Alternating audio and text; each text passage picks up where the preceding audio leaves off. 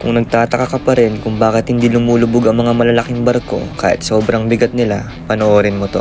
Alam mo yung feeling na nakakita ka ng sobrang laking barko sa pier o sa video, yung tipong parang buong barangay pwede tumira sa laki, tapos mapapaisip ka na lang bigla. I mean, milyon-milyon toneladang timbang yan, samantalang ang bato na maliit lang, pag tinapon mo sa tubig, direct to the bottom agad. Legit question yan ha, kasi kung logic lang, mas mabigat lulubog, diba? Bakit ang barko hindi? So anong magic meron sa barko? Simple lang sagot, science. Oo, yung subject na tinulugan mo nung high school. Specifically tinatawag na Archimedes Principle. Hindi po ito brand ng sardinas.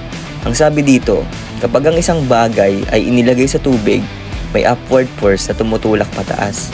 At ang force na yon ay equal sa bigat ng tubig na na-displace niya. Medyo technical pakinggan, pero ito ang mas madaling explanation. Hindi porket mabigat ang isang bagay, automatic lulubog na agad. Yes, pati ikaw na naka-extra rice ngayon, safe pa. Ang importante, gaano karaming tubig ang natutulak niya. Tignan mo ang barko. Oo, sobrang bigat niya, pero ang design niya ay malapad at malaki ang hull. Ang ilalim ng barko ay hindi solid na bakal lang. Sa loob niyan, puro hangin. At dahil malaki ang volume niya, maraming tubig ang nadi-displace niya. Kapag ang weight ng barko ay equal sa weight ng tubig na naitulak niya, doon siya magbabalance. That's why lumulutang siya. Para lang yung empty plastic bottle, kahit may konting bigat, lulutang pa rin. Pero pag pinuno mo ng tubig ang bote, ayun, lulubog na. Same concept sa barko, kaya importante ang integrity. Kahit may butas man ang isang compartment, hindi agad lulubog ang barko. Bakit? Kasi hinati-hati ang loob niya sa maraming watertight compartments. Parang may maraming sealed room sa ilalim. Kapag may nabutas sa isang section, hindi basta papasok ang tubig sa buong barko. That's why may mga bulkhead doors, double bottom tanks, at iba't ibang safety design. At isa pa, may tinatawag tayong ballast system.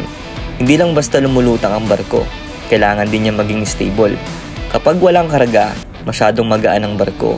So naglalagay sila ng tubig sa ballast tank para bumigat at bumaba ng konti sa tubig. Kapag may karga naman, pwede silang maglabas ng ballast water. Controlled ang lahat. Hindi siya basta-basta bahala na. Kaya sa totoo lang, mas stable pa minsan ang barko kaysa sa maliit na bangka. Pero syempre, hindi ibig sabihin, hindi na siya pwedeng lumubog. Kapag sumobra ang tubig na pumasok o mali ang cargo distribution o nagkakaroon ng structural failure, doon nagiging delikado. Kaya sa bawat paglalayag, hindi lang makina ang iniintindi ng mga marino. Binabantayan nila ang draft, stability, trim at load distribution.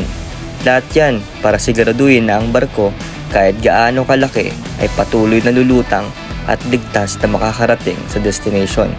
So next time na makakita ka ng napakalaking barko sa dagat, huwag mo na itanong kung bakit hindi siya lumulubog. Ang itanong mo na gaano karaming tubig kaya ang kaya niyang itulak.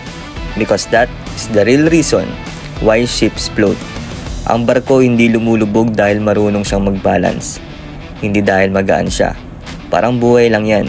Hindi porket mabigat ang problema, lulubog ka agad. Basta marunong ka magdala ng bigat, lulutang ka pa rin.